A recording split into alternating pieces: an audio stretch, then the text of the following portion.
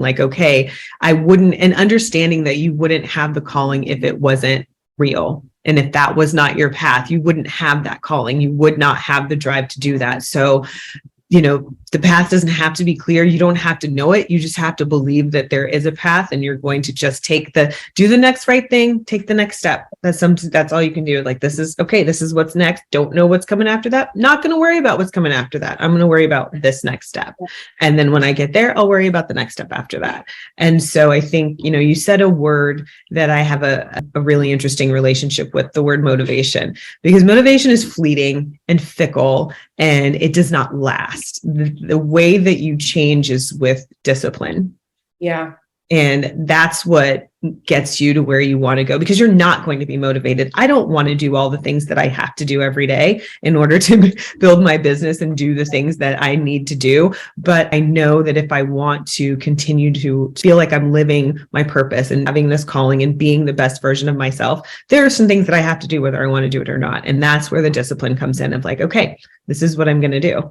And that's also where kind of knowing yourself comes in, and providing the structure that you need that's uniquely yours to get you where you want to go. I know I'm not a morning person, so I'm not going to set up a whole bunch of stuff at 5 o'clock in the morning. You're not going to get the best Darlene at 5 in the morning, So I think tune in to who you are, what you are, yes, what you are.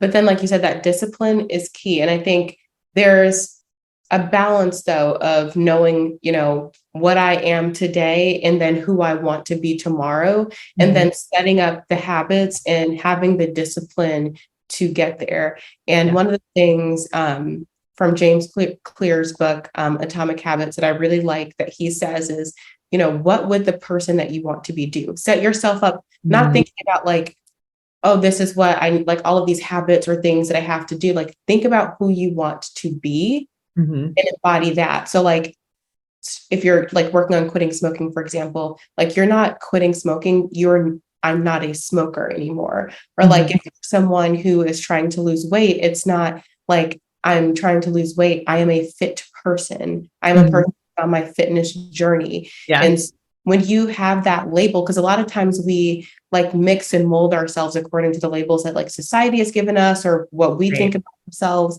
and we act in accordance with that. You see it all the time with kids. He's like, this is a good kid, this is the bad kid. And so the bad kid, quote unquote, does disruptive things. And the good kid is like, okay, I'm good, so I get good grades and I do these things. Label yourself if it serves you for your purpose, but don't stick to those labels. Right. And having people around you, I think that is key too with any kind of growth that you're going to have. And even with confidence, when we're talking about confidence, is having the right people around you, the people who are going to encourage you to be that person, to continue to grow, the people who see that person already, sometimes when you can't. And sometimes that's where, I know confidence should come from inside, but sometimes, for me anyway, my confidence comes from thinking about the way other people in my life see me. And, if they see this person, then, maybe my view is a little skewed and maybe they're right. So I'm going to be the person that they see me as, and until I believe that I'm that person too, until I feel like I'm that person too. So I think that's a really, especially for women, I don't know if I guess I shouldn't say especially for women. It seems that way to me. When you have those kinds of women in your life, that really continue to build you up and to hold a mirror in front of you and really show you who you are and who you can be when you forget. I think that's really key.